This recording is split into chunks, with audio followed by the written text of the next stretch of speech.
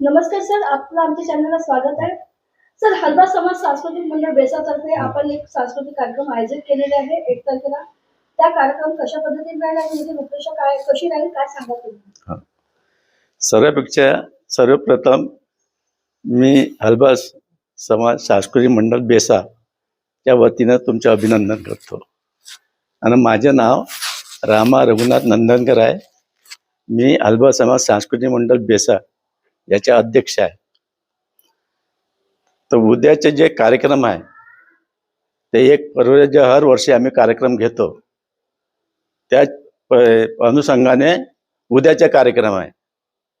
तर उद्याचे कार्यक्रम याच्यासाठी आहे की जे आमचे समाज बांधव आहे इथं या परिसरामध्ये, हे नगरपंचायत परिसरामध्ये जे आमचे समाज बांधव आहे त्यांना इन्व्हाइट करणं, त्यांना एकत्रित करणं आणि संघटित आम्ही राहिलं पाहिजे ह्या उद्देशाने आम्ही हे कार्यक्रम घेतला आहे. सर, ह्या कार्यक्रमाची संकल्पना आपल्याला कुठून मिळाली आणि आपण कधीपासून हा कार्यक्रम राबवतो? संकल्प अशी भेटली का मी इथं 6 वर्ष झालं या परिसरामध्ये आलो. तर मला वाटलं की बाबा आपले समाज बांधव इथं पुष्कळ राहते, तर आपण कोणत्या ना कोणत्या पद्धतीने यांना एकत्रित करू आणि संघटित करू. ह्या निमित्तानं आम्ही कार्यक्रम केलं. हर घरी आम्ही जेवढे आपले समाज बांधव राहत होते एक एक घरी आम्ही गेलो, त्यांच्याशी संपर्क साधला आणि त्यांना सांगितलं का बाबा आपल्याला इथं एक दुसऱ्याचा संपर्क आला पाहिजे, एक दुसऱ्याच्या सुखदुःखमध्ये आपण राहिलो पाहिजे आणि आपण संघटितपणानं इथं काम केलं पाहिजे. या कार्यक्रमामध्ये उद्घाटन म्हणून आपल्याला कोण लाभलेले आहेत? उद्घाटन म्हणून आता आम्ही इन्व्हिटेशन कार्ड दिला. या महाराष्ट्र राज्याचे जे मंत्री आहे बावनकुळे साहेब, त्यांना आम्ही पत्र दिलं आहे, त्यांना कार्ड दिला आहे, त्यांना विनंती केली आहे की आमच्या कार्यक्रमामध्ये तुम्ही या. त्यांनी होकार दिला आहे.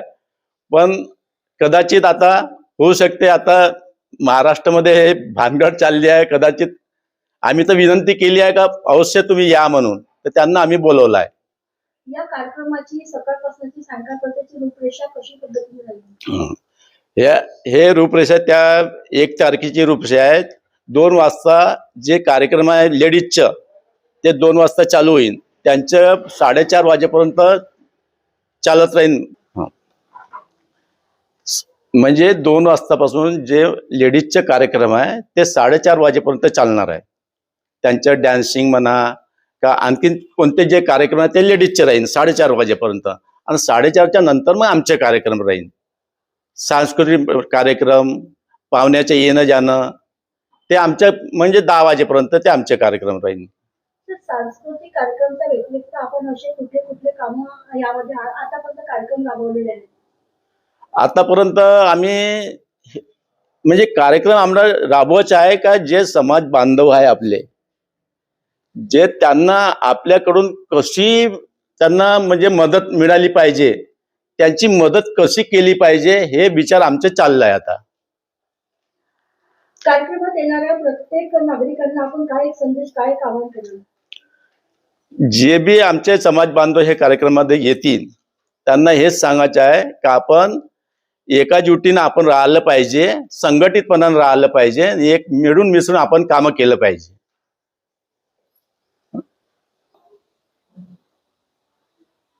1 तारखेचा कार्यक्रमामध्ये सांस्कृतिक कार्यक्रमाच्या व्यतिरिक्त आणखी काय काय असे कार्यक्रम होणार आहे आपण काय सांगणार? मी माझा परिचय देतो आधी आपणास. मी ताराचंद बहारगरे. मी हलवा समाज सांस्कृतिक मंडळ बेसन नागपूर या संस्थेचा सेक्रेटरी आहे. या सांस्कृतिक कार्यक्रमामध्ये आम्ही आधी महिलांचे विविध कार्यक्रम आहेत 2 ते 4:30 पर्यंत, तर त्याच्यात त्यांच्यासाठी विविध स्पर्धा आयोजित केलेल्या आहे. आणि नंतर आमचे मुख्य कार्यक्रम हा 5:30 वाजता दीप प्रज्वलनाने होणार आहे. आणि दीप प्रज्वलनाने पाहुण्यांचे स्वागत आणि मनोगत झाल्यानंतर आम्ही लहान मुलं आणि लेडीजसाठी त्यांचे डॅन्स आणि ते कल्चरल प्रोग्राम, नाटक अशा प्रकारचे कल्चरल कार्यक्रम आम्ही आयोजित केलेले आहे. आणि ते कल्चरल प्रोग्रामची आगत झाल्यानंतर स्वरुची भोजनाचा कार्यक्रम होणार आहे. असे ते आमच्या कार्यक्रमाची रूपरेषा आहे. तर येणाऱ्या कार्यक्रमामध्ये जे प्रतियोगी आहे, स्पर्धक आहे, त्यांना आपण काय संदेश आवाहन करणार? नाही, आम्ही स्वतः त्यांना एकच आवाहन करू का तुम्ही या प्रतियोगी परीक्षेमध्ये भाग घ्या आणि तुमचे जे कलागुण आहे ते तुम्ही कलागुणांना वाव मिळण्यासाठी आम्ही हा कार्यक्रम सगळं जे आयोजित केलेला आहे. तर जास्तीत जास्त आम्ही आपल्या महिला मंडळांना सुद्धा यांना हेच आवाहन करतोय की तुम्ही जास्त स्नेह संमेलनाचा मुख्य उद्देश हाच आहे का आमचा तुम्ही आनंदी राहण्यासाठी आणि सगळे लोक एकत्रित राहण्यासाठी आम्ही हे सगळं कार्यक्रम आयोजित केलेले आहे. सर्वात आधी मी माझा परिचय देते आहे. मी सौ रेखाताई निमजे, महिला मंडळ बेसा. ऑलरेडी याची पार्श्वभूमी सांगायची म्हणजे आधी हलबा समाज हा फक्त गोळीबार चौक म्हणून आपण ओळखायचो आणि ओळखला जायचा, परंतु आताच्या दृष्टिकोनातून जर बघितलं तर फक्त गोळीबार चौक हे राहिलेलं नाही, आता तो बेसा चौकामध्ये परिवर्तित झालेला आहे. म्हणजे एकंदरीत हलबा समाज बांधव हे बेसा चौकातही भरपूर याच्याने संख्येने इथे वास्तव्यास आलेले आहेत. तर आमचा एकच उद्देश आहे की हलबा समाजामध्ये सगळ्यांनी एकजूट राहावं आणि सगळ्यांनी संघटित यावं, ह्या उद्देशाने ह्या मंडळाचं आम्ही हे कार्य करतो आहे. महिला मंडळातर्फे काय काय कार्यक्रम त्यामध्ये घेणार आहे आणि सांस्कृतिक कार्यक्रम कशा पद्धतीने होणार आहे? महिला मंडळातर्फे महिलांचे डान्स आहेत, काही नाटक आहेत, ते आपली हलवी भाषेमधनं आहेत आणि काही छोटी मुलं आहेत जी आपल्या समाजामधनं अगदी गरीब परिस्थितीमधून आलेली आहेत, तर त्यांचीही काही गीतं आहेत ते सादर करणार आहेत. आणि बाकी अजून अदर ऍक्टिव्हिटीज आमच्या वर्षभर चालू असतात. आमचं VCचा एक ग्रुप आहे, आम्ही दर महिन्याला ती VC घेतो. बऱ्याच महिला आमच्याशी जोडलेल्या आहेत आणि त्याच प्रकारे आम्ही पिकनिक सुद्धा अरेंज करतो.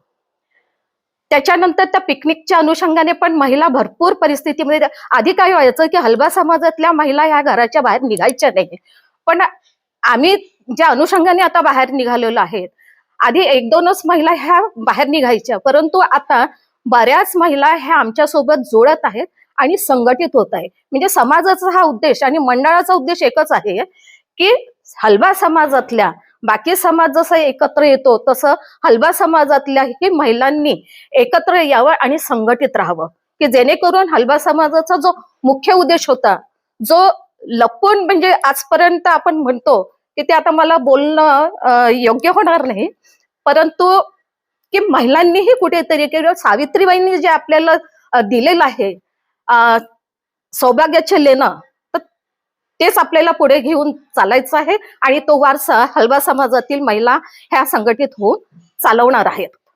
ताई, हा संकलनचा महिना आहे आणि बरेचसे महिला वाण आणि वाणसाठी आणि हळदी कुंकूसाठी बाहेर जातात. आपल्या समाजातर्फे काय असा कार्यक्रम राबवणार आहे हळदी कुंकूचा? नमस्कार, मी अर्चना विजय हेडाऊ. मी हलबा सांस्कृतिक मंडळची एक सदस्य आहे. आम्ही आता हा संक्रांतीचा महिना आहे, त्यामुळे आपण उद्या जो कार्यक्रम घेत आहोत त्यामध्ये आम्ही हळदी कुंकाचा पण कार्यक्रम ठेवतो महिलांसाठी आणि भरपूर महिला येतात. आम्ही पुन्हा 8 मार्चचा कार्यक्रम घेतो आणि उद्या तर आम्ही भरपूर महिलांसाठी तर भरपूर कार्यक्रम ठेवलेले आहे. आता उद्या 2 वाजतापासून सगळे महिलांसाठी कार्यक्रम आहे. पुन्हा संध्याकाळी 2 वाजतापासून महिलांसाठी कार्यक्रम आहे. पुन्हा 5 वाजता